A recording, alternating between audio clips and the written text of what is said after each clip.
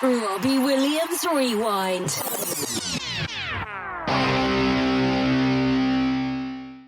Welcome to Robbie Williams Rewind. We are the champions. I'm Matt. And I'm Lucy. And along with help from special guest fans, we take you on an in-depth rewind through the solo career of multi-award-winning singer, songwriter and entertainer, Robbie Williams. We're absolutely delighted to be able to welcome the Emmy, Grammy and BAFTA nominated director of Robbie's Netflix documentary to the podcast. Not only has Joe directed Robbie's documentary, but he also directed Lewis Capaldi, How I'm Feeling Now, Harry Potter 20th Anniversary Return to Hogwarts, and Bros After the Screaming Stops. Welcome to the show, Joe. Hey, how's it going, guys? Good. Thanks for coming on. Thank you for having me. Great to see you. Absolute pleasure. Yeah, so now we've had the opportunity to watch the documentary plenty of times. I just finished watching part 4 just as we were having dinner before this interview, actually. Again, yeah.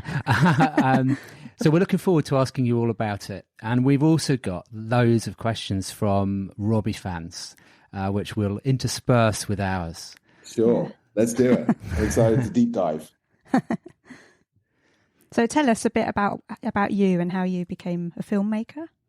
Sure. I grew up in Newcastle upon Tyne, and I guess since I was a kid, filmmaking was kind of something that I was sort of surrounded by. My dad used to show me black and white films as a kid, and my grandpa also used to show me like early night. One of the first films I remember watching was The Third Man, and it kind of just went from there. It wasn't necessarily a family business, but then my brother went into it. My brother, who's 10 years older than me, Leo Pearlman, who runs a company called Fullwell 73, who do the Kardashians, and they did the Late Late Show with James Corden.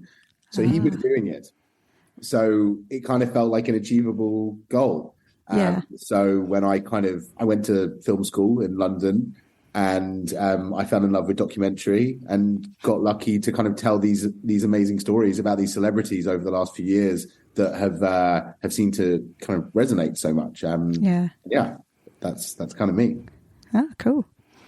And can you tell us a bit about how you became involved in Rob's documentary?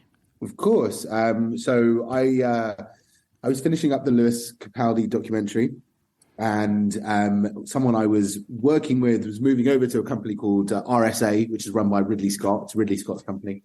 And he said, when you're ready, we should chat, because I think there's something really cool at this new company that we should talk about. So I was like, of course. And he moved over, he called me, and he told me that Robbie Williams had 30,000 hours of archive, and Netflix want to make a show with him. If I'm honest, I didn't know a huge amount about Robbie. I knew some of the music, and I guess I knew a load of the tabloid stuff. But beyond that, I can't say I knew too much about the man. Mm-hmm. But the opportunity, 30,000 hours of archive with someone who has lived a pretty insane life, the opportunity to see that was really exciting. So I kind of went into central London. And they showed me some clips, and one of the clips they actually showed me isn't in the show, and it's amazing. And it's Rob pontificating about the privileges he has in his life, whilst as the camera moves out, he has a mangina, which is amazing. But it was a couple of these clips, and then I also Sounds saw about right. The episode 2 bit with Jerry Halliwell on holiday. I was shown that, and also a little bit around Leeds tour and Close Encounters, and I couldn't believe what I was being shown. Not only, it's the type of archive that you get given when someone passes away. It's not really something that gets passed over when someone's still with us. And obviously Rob is very much still with us. So I kind of jumped to the opportunity to meet him, and it kind of unfolded from there, I guess. Incredible. We're intrigued. This is a bit of a technical question. 30,000 hours of archive footage. I mean, how is all that stored and organised? It's not really stored. It's definitely stored. Right. It's not organised. So it's stored in a place. So outside near Heathrow, there's a place called Iron Mountain, and Iron Mountain holds musicians and celebrities stuff, I guess, their archive and their guitars and that kind of thing. It's kind of cold storage that it just kind of exists forever. And Robbie has a section, and in that section was Rob's archive. It was not organised. It was so far from organised. I mean, it was, you'd pull a tape and it would be, it would say 2003, this tour, and it would be something in 94 would take that. Oh. It was that kind of level of not knowing what we were going to encounter, which was both frustrating but also exciting because you put a tape in and you're watching behind the scenes at Nebworth. Amazing. Like, it's a privilege to see that kind of stuff. But you put another tape in and you're watching Rob do cocaine in this London flat. Right. I mean, it's that variety of what you're experiencing and seeing this man's life. So I mean, it's an opportunity, as I say. Yeah. So you and your team must have been there for a long time.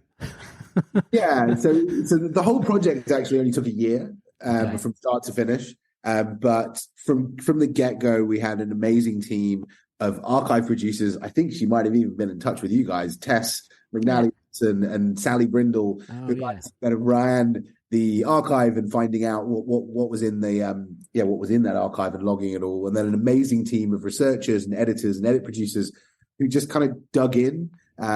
We'd get these reports at the end of each day of what they've seen and breakdown of some of the dialogue between, Rob and Guy and that kind of thing. And the story, I guess, started to build from there. Right.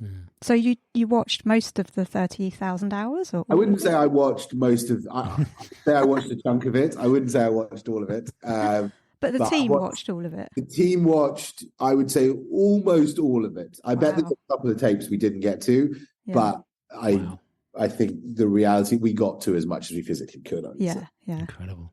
Blimey. So what was your perception of Rob before you met him?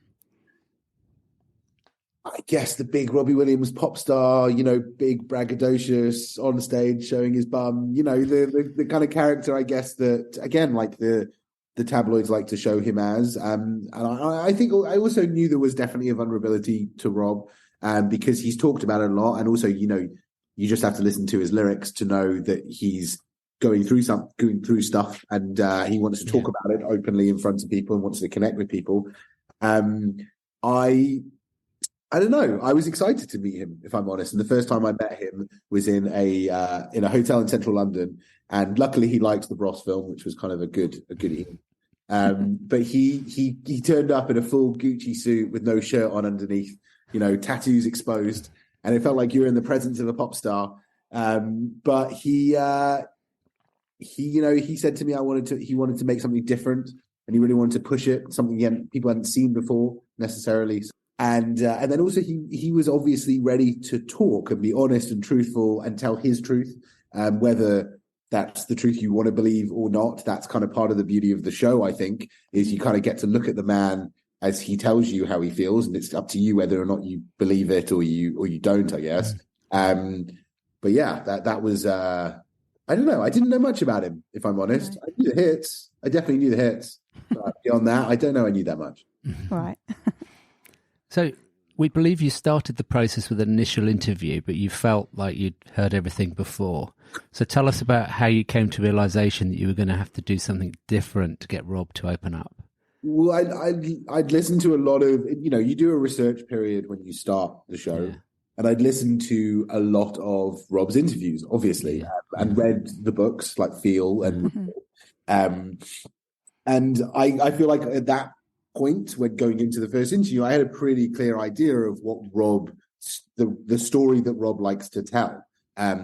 You've got to understand that these people are interviewed so much and asked about their life so much that we all do it. When, you asked me about my life at the beginning of this, I filled out a thing about filmmaking in Newcastle. There's loads of details other things I could have told you, but that's what I wanted to tell you right now. Yes. And the reality is that we all have a narrative in our head that we want to give to the world at any given time. But is that true? And is that challengeable? And is that and how do you challenge that without proof of a different narrative? Mm-hmm. So when we went into that first interview, it was great. I mean, it was great to chat to Rob, and he's a great interview, as we've all seen 1,000 times. But it just felt like it was going to take a bigger idea to get him to go deeper, to understand, and to try to access a deeper place with this and make it mean something. Because that's also what I think going into it as well. We talked about how it can mean something. This shouldn't just be another piece of, I hate the word, content. It needs to matter. This is a legacy that you're putting out into the world on a massive platform with millions of people that are going to watch it. It needs to be good. It needs to be exciting. It needs to be engaging. It needs to be all those things, but it also needs to matter. It needs to open up a story around, if it is mental health, addiction, fame, whatever it is, but like you got to access that. And Rob brought into that. Mm-hmm. Right. So Monica Bortnowska, one of our listeners, She asked, how did you decide on which clips to show to Rob? And can you describe the process and logic behind it? Time for a quick break. We'll be right back. Ever wondered about the stories behind those intriguing tattoos you see? You're curious, but don't want to ask, right? Your Ink Story podcast is here to satisfy that curiosity. From full sleeves that tell a lifetime of tales, to elaborate back tattoos that unfold like a narrative, and even tiny, discreet designs with big meanings, Your Ink Story unravels the mysteries behind the ink. Whether you're a tattoo enthusiast or just love a good tale, Your Ink Story is the podcast for you. Don't miss out on the ink, the stories, and the art. Subscribe, listen, and get inspired with Your Ink Story podcast. Visit yourinkstory.com to tune in. Yes. So from the 30,000 hours, it's like stress inducing to even think about this. From the 30,000 hours, as I say, we kind of whittled it down to about 10 hours, I think. And that's what we decided to show to Rob. There was a couple of different stories we wanted to tell. So like his career, the ups and downs of his career, I mean, mainly ups, obviously, his career were important to chart just to keep you kind of grounded and knowing where Rob was in that time. But also, you can see from the footage, because he is so open in those moments, mentally where he is. And that was also part of the kind of narrative that you're tracking. It's kind of two things, like as the success is going up, you're also seeing this decline of the person. And it was kind of building the narrative around that, because I guess we knew that that's what Rob was going to talk about. Mm-hmm. But yeah, it's I'm sure. I mean, we talked a lot off camera, me and Rob, about what he did want to talk about. Very little about what he didn't want to talk about, because there was very little he didn't want to talk about, which was great. But I don't know. It was hard. I mean, it's a responsibility to distill someone's life down to what it is. But equally, we were led by the archive. Like that was the rule. If it wasn't in the archive, then it wasn't a story that we could tell, because of how we were doing with the show. So, equally, there's nothing about childhood in this, because we don't have anything from Rob's childhood. It doesn't exist. So it breaks the format of the show, and it kind of, it's quite a delicate thing. The reason you're leaning in the whole time, it's created to make you want to do that. And any little thing, I was on radio earlier with Radio 5 Live with Gordon Smart, and he was talking about how we didn't talk about the EMI deal moment, which Rich Beyond My Wildest Dreams. Yeah. That clip could have gone in as a tiny little moment, but like to unpick that, I don't like, what is there to unpick about that? Like he's being Rob on camera in front of everyone. And also he's even talked about it since, that it was a misquote and all these other things. So it's not even a real moment. So things that stick in your head about this character are not necessarily the things that mattered and the things that told the best story. And that is ultimately what we're doing. I'm, as Rob would say, I'm here to entertain you. So that's the point. Like we have to be enjoyable. So that it's dictated by that. Yeah. True. And you've got so many moments and so many things that you could have included. I mean, you had four episodes to. Of course. And there are whole albums that we didn't talk about. We didn't talk about when you're winning. And there are things that we didn't talk about in this, which I understand that fans would be upset that they didn't get those moments. I get that. But I can't, it's got to be a bigger story than that. It's it can't just be the hits, sadly. Yeah. Right. Okay.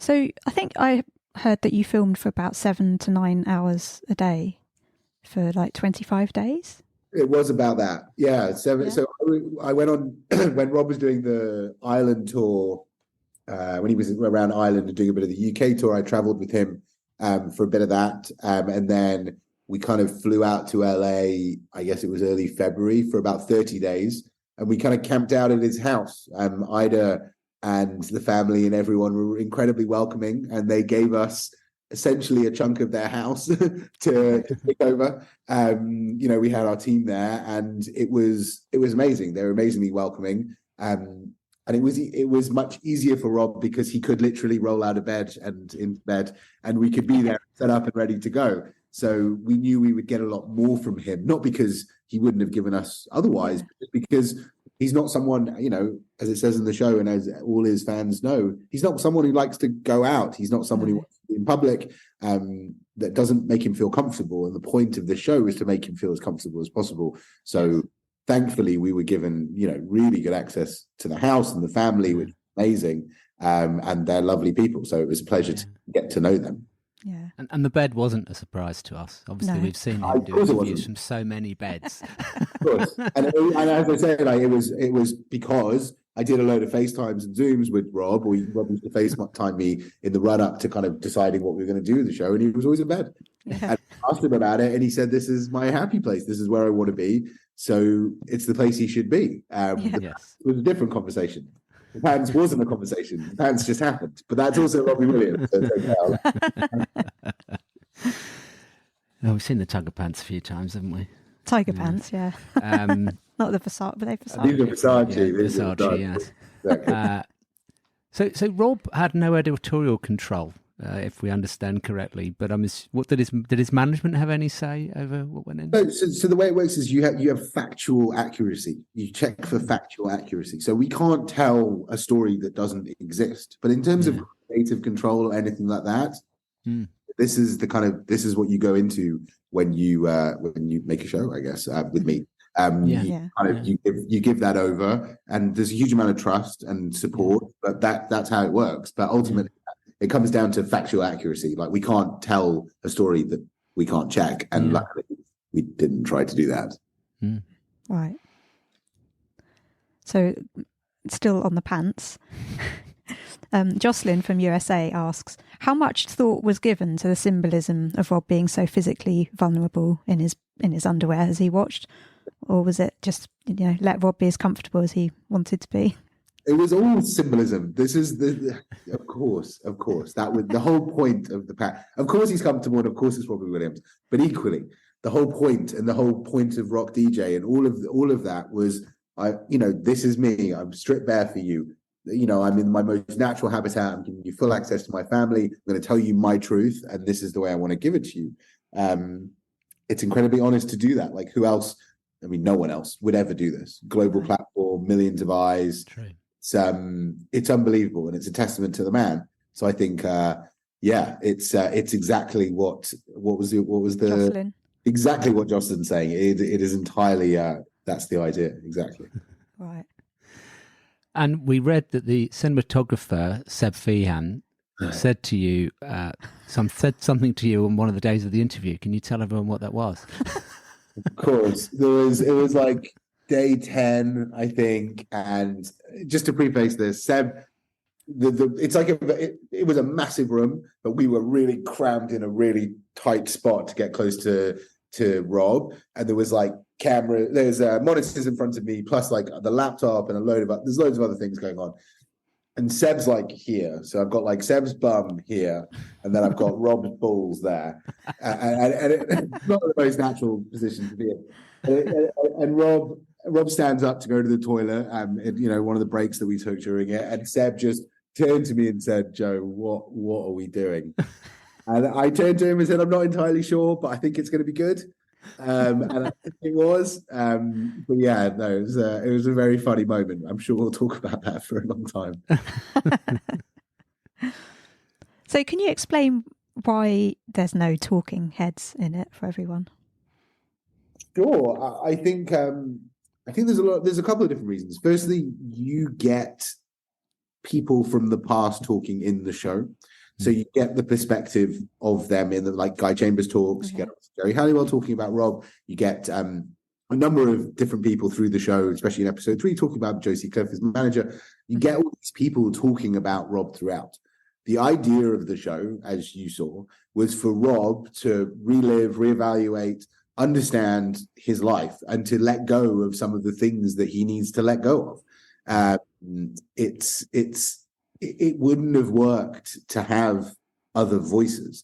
It's just I guess it's a bold idea, because a lot of documentaries are, very based on talking heads and kind of contradictory views and second thoughts and all that kind of stuff, and a retrospective opinion. But there was only one opinion I really wanted to hear, and there's only really one opinion I thought that really mattered in this telling of this story.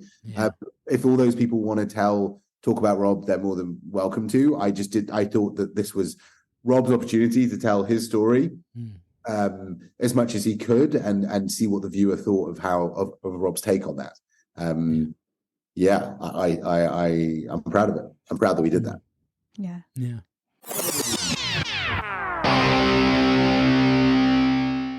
Hi, I'm Robbie Williams, and you're listening to Robbie Williams Rewind with the Champions.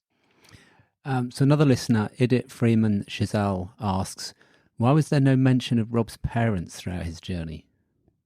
Sure. I mean, it was sadly what I said before. It's we were very led by archive, and they weren't in the archive. There's a very occasional shots of them, but the story wasn't there to be developed. I couldn't tell the whole story, sadly, and it was something that kind of had to suffer, I guess. But equally, the inciting moment for me in this story that I'm trying to tell of Rob's life was Take That. It was Joy and Too Much Too Young, and having that experience. So it's obviously an important part of Rob's life, of course. It's his mum and dad. But it wasn't something that we could really explore. Yes. So sadly, we couldn't. Understand. Okay. Yeah. And Silke from Germany asks, during the filming process, how hard was it to observe Rob sometimes almost cracking under the images he had to watch? It was really hard at times. We kind of there were a few things that we sort of prepared Rob for seeing, I guess. Obviously, Leeds is one of those moments. Reliving active addiction, of course, would be incredibly hard and triggering for someone who as I can't imagine. I've never been through that, but I'm sure struggles daily with addiction and dealing with his issues. But we had a really robust duty of care kind of system in place where I would be checking in with Rob often, night before, after filming, seeing he's okay, speaking to Ida, and just kind of taking him, I guess, on a bit of a journey through it. But then also, we're here to do a job. You've agreed to do this. It's going to be painful and challenging, but it's important. It feels important to do it. So there were some things that were really hard, but he was amazing to get through it. I can't imagine what it must have taken out of him to do it. But I also know, as you all do, from seeing his Instagram post now, that it's meant a huge amount to him, and it's he's in a very, very special place now, which I don't know he would have got to without it. Yeah. And a similar sort of theme of question, how did you strike a balance between showing Rob the reality of his life, but also kind of protecting him mentally? I mean, you obviously saw lots of footage there which wasn't shown to him. Yeah, it's a good question. I think it was just about kind of talking him through everything. It was never, obviously there were tons and tons of clips in there, but he would know what we were going into that day, because he knows his life, whether he can remember the details of it or not. So, going into Close Encounters, he knew that he had 2 days that would lead, essentially ending at Leeds. So I think you would see him progress through that, and sometimes we had to stop, because there were times when, understandably, he just wanted to get through it. And there were times when he said, it was an exhausting process. Like, it was a lot to get through. It was very intense and very emotionally intense. And there were times when we had to stop because they were really long days. We weren't under enormous amount of pressure to get it done, but equally, we've got to keep to budget, and we've got to deliver a show to Netflix on time. So there's a lot of responsibility. But you just got to know when to stop, I guess, and put the camera down and protect him, because I'm making this with him. There's no point, we're not going to get good things out of him the next day if we rinse him, and it's not fair to do that. And he's a human, so we need to treat him with respect and kindness. And I think we did that. Right. So how often did you have to stop? Do you think, I think we didn't necessarily have to stop many times, but there were 2 times when I remember getting to like early evening and looking at him and just being like, maybe we shouldn't. Maybe let's just kill it. Let's just do it for the evening, and because it's exhausting for everyone. The whole team as well, and everyone needs to be on top form, because you only get one shot at this as well. It's not like you want to see the first reaction to him seeing Leeds, for example. If we miss that, if you're not on your, then we can't relive that. You can't recreate that. This is very real. So everyone has to be, well fed, slept, and kind of firing cylinders to be able to really deliver for the show. Yeah. So that really answers our next question already. Is you couldn't really reshoot any segments. There was nothing. You wanted the moment. Yeah. Totally. Like everything had to be kind of in the moment as much as it could be. There was a couple of things that we revisited. Take That was one of them, but only because I feel like we kind of started at the beginning. We did Take That first, and then we got through. But obviously, you do 25 days of doing this, you get a hell of a lot better at it by day 25 than you are at day 1. Yeah. So there's some things you want to revisit just to get a bit, a better reply from Rob or whatever it is. But mostly it was kind of in the moment reaction, what you saw, just kind of free flowing and letting it sort of happen. Yeah. Right. So Silke from Germany also said, the documentary concentrated on processing a lot of hurt, successfully, as we now know. Was this planned, or why do we not see more of the happy ending from the past 10 years? Is that more recent footage? Well, I think we do pay tribute, I think, to the last kind of 10 years, and Rob's kind of going into his golden age now and going back on stage and kind of happiness around the family. I think, again, it sort of goes back to, I can't tell everything at a certain amount of time, and thankfully it was 4 hours, and Netflix gave us that, which is amazing. It could have been 8 parts, of course, but we had 4. Yeah. And I think you've got to make some choices, I guess, and Rob's had an incredible, since coming back from Take That, rejoining Take That, and going back out on tour and all those. He's had an incredible career with some amazing albums, and we talk about that in the show. But that wasn't what Rob was experiencing. That wasn't the point of the show. The point of getting rid of the past and understanding, some of the happiness maybe, and some of the things that he couldn't appreciate in that moment because of where his mind was, and because of how dark, things were for him, and how battered he was by the press and all the other things that were happening to him, to kind of take some joy in some of those moments. And I think it's been quite cathartic for him in that sense. Yeah. So Amanda from the UK asked, in episode 3, Rob said he was late because he didn't want to come in today. Did that happen more often than what we saw, and how did it affect the atmosphere in the room, and how did you deal with that? No, that didn't happen very often. But what would normally happen was Rob would wake up, and I'd like kind of, they have this beautiful patio which kind of looks into the living room, and I would kind of mill around the patio, just kind of waiting, chatting to some of the security guards, just waiting to maybe get a glimpse of him, to go and like start trying to kind of get him into the bedroom, basically. And inevitably it would mean sitting down and having breakfast or lunch with him and chatting for a bit, looking at YouTube for a bit and hanging out, and then kind of getting him going and getting him going. But that day was when we looked at the lead stuff on the Close Encounters store. So it wasn't surprising that he was struggling with that. But he was late that day because he was listening to Teddy sing, and they were making pumpkin pie or whatever it was, and cake and stuff. So it wasn't so bad. I was okay that he excuse. It wasn't such a bad one. It was good stuff regardless. We must admit that the Leeds footage was pretty tough for us to watch because we were actually at that second gig. And the thought of it being cancelled and him like suffering, and we hadn't even realised that he was suffering so much while we were watching him, Yeah, of course. Weird.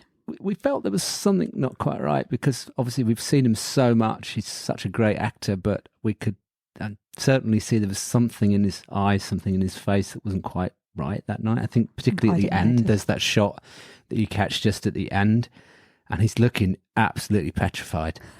And it wasn't like a show. He wasn't doing it for show. I could see that was really him. It's the most incredible moment, I think, in the show. Yeah. His camera kind of flies over this enormous crowd, and he looks straight into the lens, and he says, "Did I do all right?"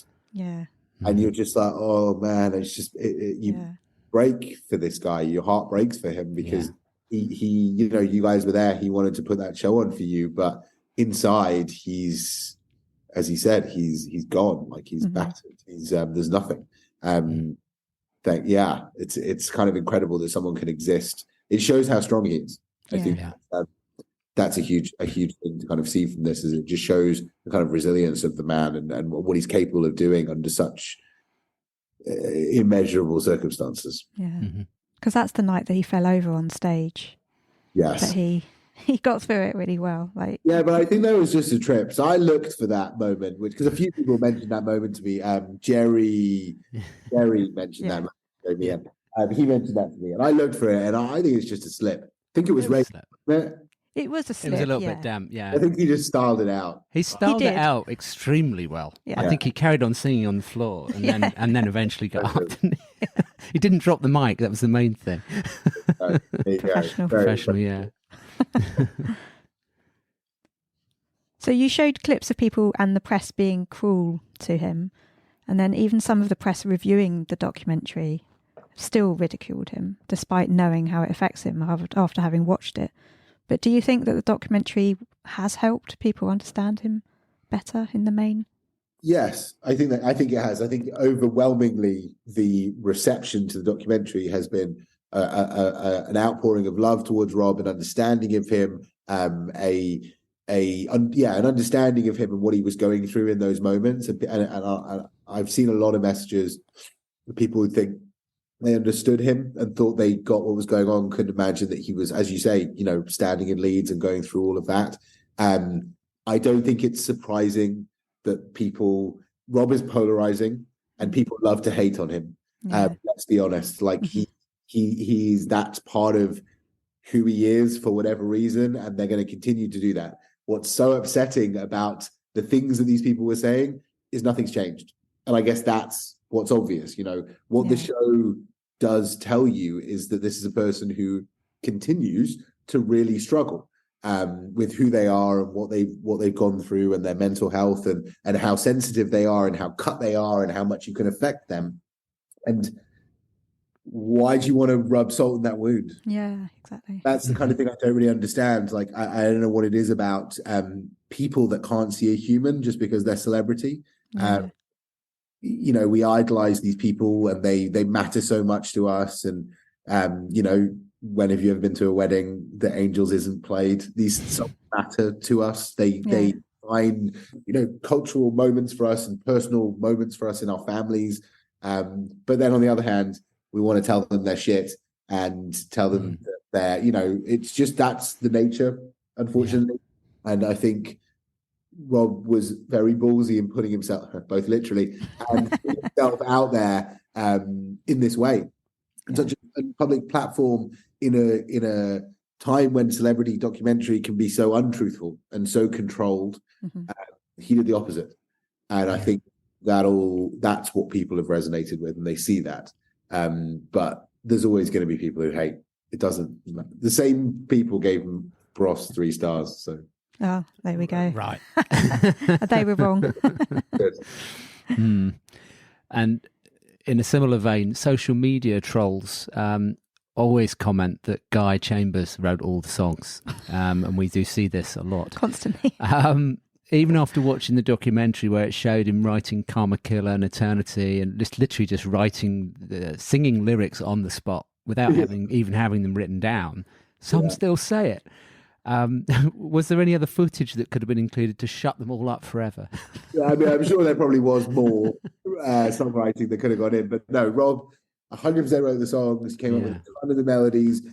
Guy and Rob did incredible work together. Rob would never have done that first album without Guy. It would never have been a successful possible without Guy. All of, huge respect to what Guy did.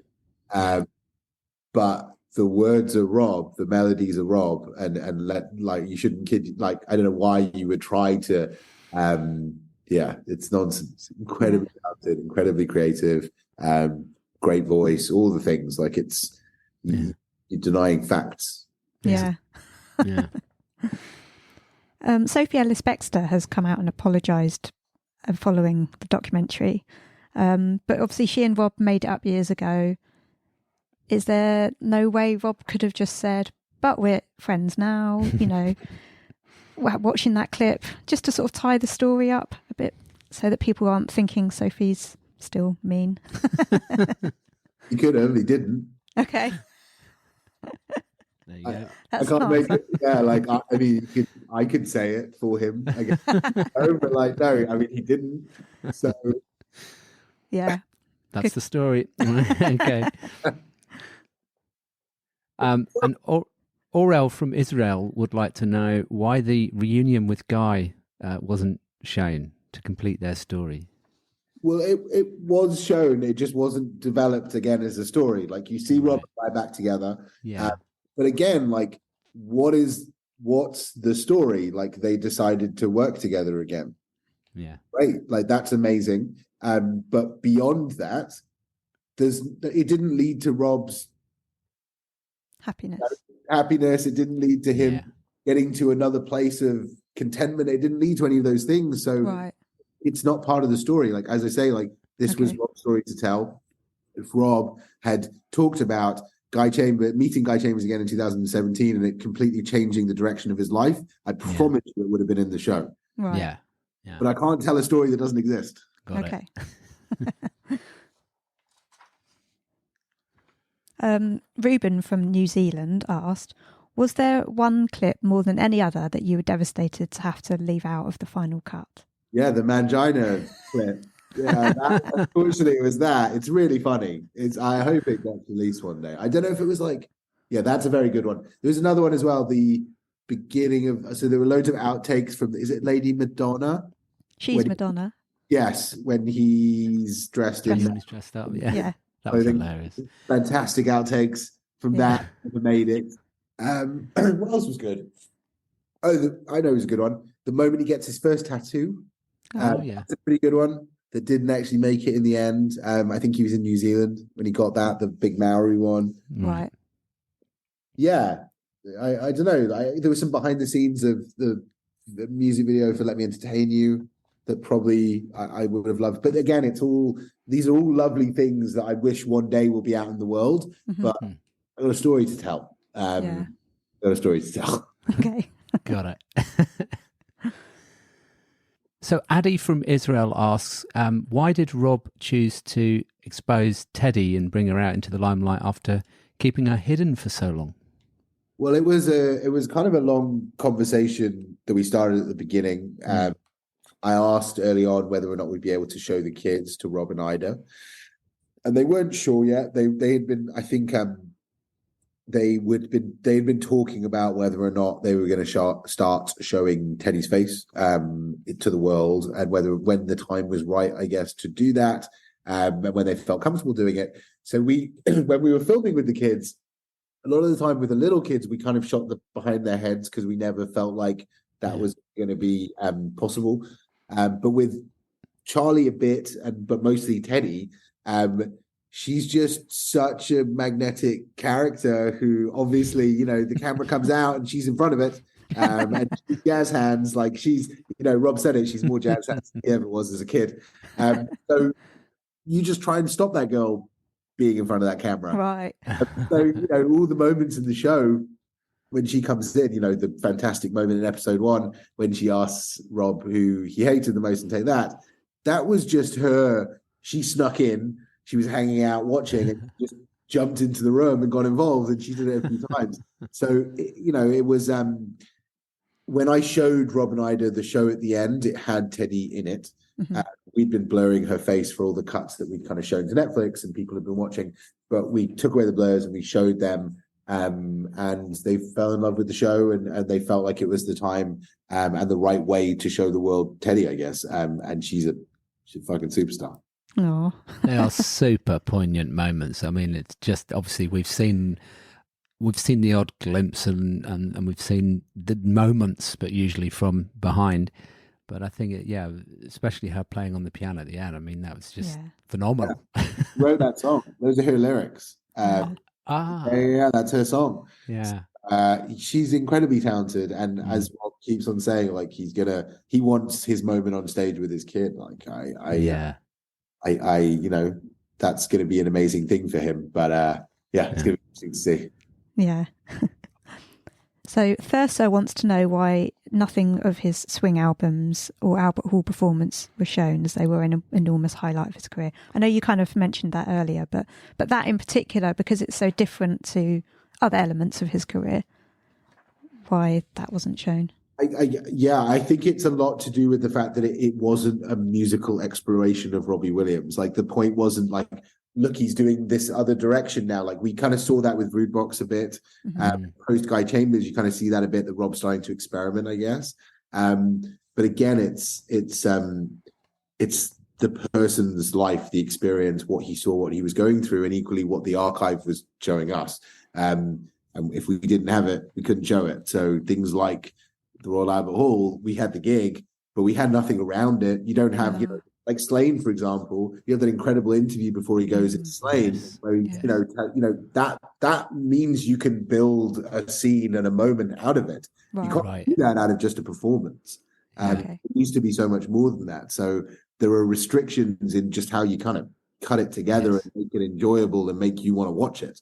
That isn't just a kind of which I'm sure the fans would have loved, but like loads and loads of Rob singing and loads of performance. It would have been great, of course. And tons of people would love that. But the point of this was I needed to do something for people who maybe didn't like Robbie. And who are going to come to it with a different perception of him. And because the fans are going to come, right? You guys always come. That's amazing. But how about we get some new fans for Rob? Yeah, true. Sorry, Joe. It's a really demanding set of fans. I appreciate that we're pummeling you with all these questions of what's not in there. We do love what is in there, just to be clear. Everybody loves what is in there. But but it wasn't. It wasn't. You need the context. I couldn't give Rob's YouTube. It wasn't something I could deliver for Netflix, sadly. But I'm sure that again, like I'm sure a lot of that archive maybe one day will be more available, and we'll see. We hope so. Yeah, definitely hope so.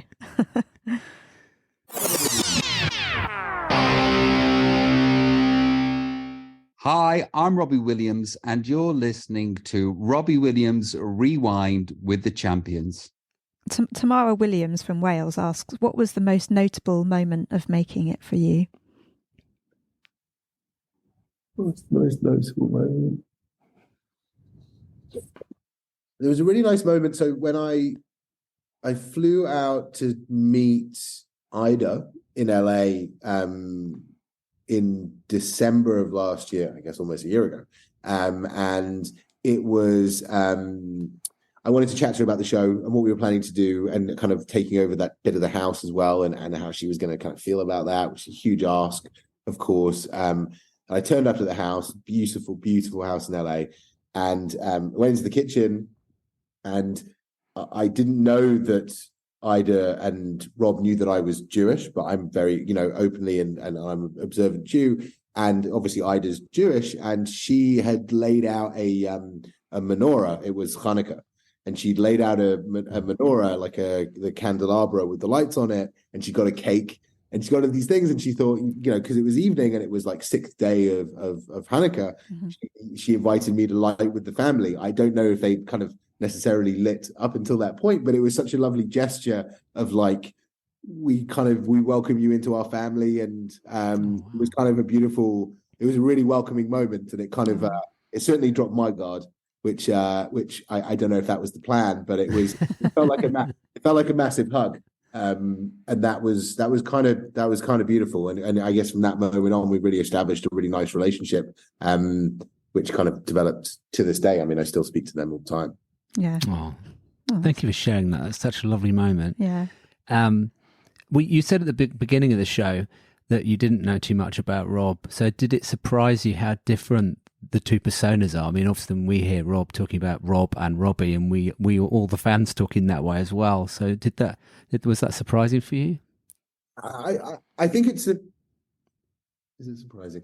I think it's surprising to an extent, but also like you don't actually believe that guy who's on stage is like that at home, do you? I think some people do. You can't sustain that, can you? No, I know. I'm not sure you can really. I mean, he's very good at doing it for 2 hours, but asking him to do it for 24 hours, I'm not sure that's possible. I don't think it's surprising in that sense. I think I was more surprised at how kind of quiet, considered, very creative, and kind of a creative force he really was. And it's not that I didn't think he was intelligent, but super intelligent and cultured and really fascinated by things that I didn't think necessarily Robbie Williams would be fascinated by. So yeah, no, like just such an intriguing character. The Rob versus Robbie thing is really interesting because I think they're much closer together now than they've ever been. I don't think I think Ida says it in the show, they really need each other to kind of exist now.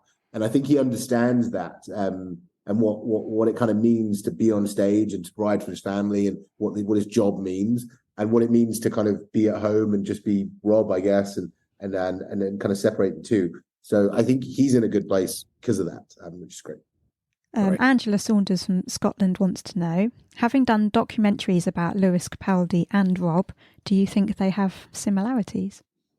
I think they have some similarities. I think they're, fiercely talented, but also, it's the case of getting a lot young, too much too young, and what that does to a person when you don't necessarily have, I don't know if there is a support system that can exist for this type of thing, because, a 16-year-old Robbie Williams wants to fulfill his dreams. That's what he wants to do. He's not thinking about what's going to happen in the future. He just wants to achieve and do his thing. So if you showed Rob, some sort of weird Christmas Carol moment of being like, in 2003, when was Leeds? Sorry, I should know that. 2006. In 2006, at Leeds, this is what's going to happen to you. Are you not going to go on that journey now? He's going to go on that journey. Like, of course he is. And he's going to want to do that. So same with Lewis, Lewis I've seen him do hundreds of hours of press to push his album and work so hard and really, really, dedicate himself to what he was doing, knowing that inside it's really affecting him and he's really struggling, but it's what he wants to do and it's what he loves and it's what these people are born to do. So it's a really challenging idea, which is why I like making films about it, because it's really fascinating. Yeah. And I absolutely love the Lewis Capaldi documentary. It really touched me. It was just incredible. So when we heard that you were working with Rob, it was like, wow. So you sat and watched it with Rob when it was finished. Was it uncomfortable watching it together? I don't know if it's uncomfortable because I've shown him the stuff so far, so he knows. Right. He's not going to see he's not going to see Leeds again. Yeah, and react. So that makes it easier. Right. I think he had. He had such low expectations of what I could, not me personally, but what someone could create about the story of Robbie Williams, that when I showed him the first few opening frames of the show, when he's walking around his house at night, it's beautifully lit and it's super cinematic. I think he was just like, oh, really? Oh, is that what you were doing while I was walking around on my laptop? I think he was more just intrigued and proud of what we've been able to make together. It's scary, the journey to showing someone something. Like, I always remember showing the Bros guys the show for the first time. Like, that flight to LA was one of the scariest things I've ever done in my life. But when you get there, you settle in and you've got to be proud of what you've made, and you've got to know, there's going to be a conversation and some things are going to come up and they're going to take issue with some things potentially, and be prepared for that. Mm-hmm. But again, like, it's this is what we made. So and he is super proud of it. So I'm really, really proud to be able to give him that. Yeah. Jocelyn again from the USA would like to know what you and Rob thought of the London Netflix pop-up shop. We thought it was amazing. It was an incredible experience. I couldn't believe that they'd taken over a whole building to dedicate to a show I'd made and to something Rob. It felt like a huge privilege and really exciting. It was really exciting. It was a really good night. The night I went down, I got to meet you guys, and yeah, it's really, really cool. I mean, Netflix are amazing at pushing shows like this, and I'm proud to kind of work with them, and I feel honored that they put on something like that for us. So really exciting. But as I said to you before, I didn't get a poster, I didn't get a T-shirt, so there you go. We'll sort that out. We'll have to see what we can do. We can help you out. The fans absolutely loved it. People flew from all over the world to go and see it. So, it was quite special. It's been the number one watched TV show on Netflix in quite a lot of countries. Yes. How does that make you feel? Great. It's really exciting. I don't think you ever think when you set out making this that anyone's going to watch it, never mind millions of people are going to watch it. So to know that it's doing really well and that people are really engaging with it is really exciting. I hope it stays that way for a little bit longer, although I've no doubt Netflix have got some massive shows coming very soon, may tip us off slightly. Like, The Crown. The Crown, the Squid Game series. But hey, Robbie Williams is massive. But yeah, no, we hit the right time, I think. Yeah. And have you spoken to Rob since it's come out and about how it's been so well received as well? Yeah, we've spoken a number of times. We've spoken quite a lot, actually. He's really happy. He read me that Instagram post that he put out the other day about the lady who was slating him and how he felt about that, which I thought was an excellent post. And yeah, he says he feels like the whole world's giving him a massive hug. He sent me some emails from some people that you'd love to get emails from, especially at any time in your life, never mind after releasing a Netflix series. And a lot of people who feel like they understand him much better now. As I say, I was on Radio 5 Live earlier today, and I was speaking to Gordon Smart, who was one of the guys who wasn't very kind to him. He actually admitted pretty much on the show that he was the guy who wrote the Rudebox article in Bazaar. I knew his name rang a bell. Yes. Oh my god. So there's some guilt attached to that as well. And what did he say about that? He did feel bad? Yes, yeah, very much so. Because I don't think anyone appreciated what Rob was going through in that time. Like, I don't think, firstly, we didn't take mental health seriously. No.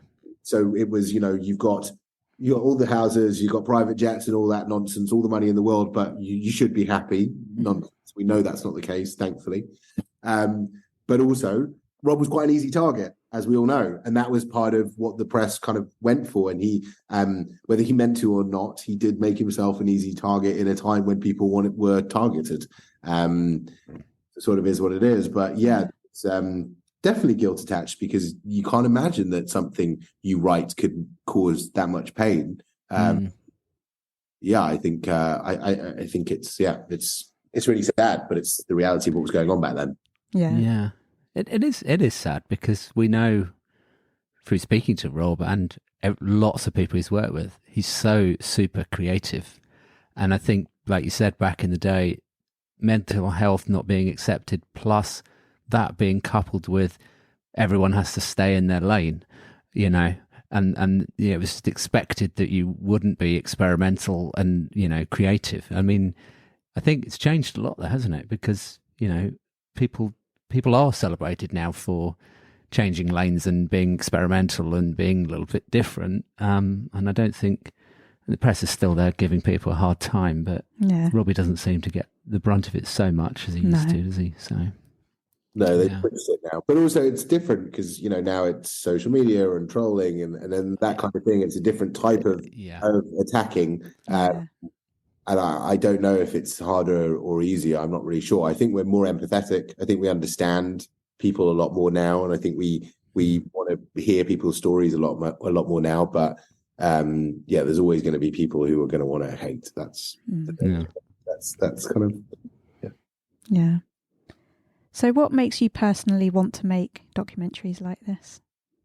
Well, it's all about the characters. For me, it's just kind of I'm telling someone's story, so I've got to be intrigued by the person and wanting to kind of dig deep with them and understand who they are. But also, I think what's really exciting about these stories is it opens up a bigger conversation around topics like mental health, addiction, and those kind of things that allows people to talk with their families and loved ones about what's going on with them or what was going on with them back then, something that's relatable and understandable and something that you can see in front of you. And I think that's that feels really important to be able to do that. And certainly with Rob, it's definitely opened up a conversation around mental health and addiction, as I say, you could see it on Twitter.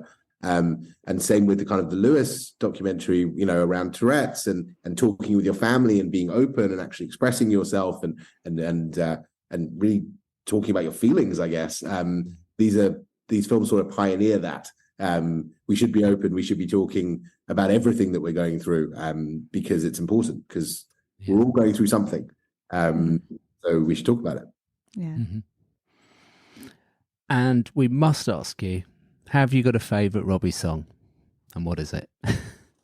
I think I do. I think I got a couple. I like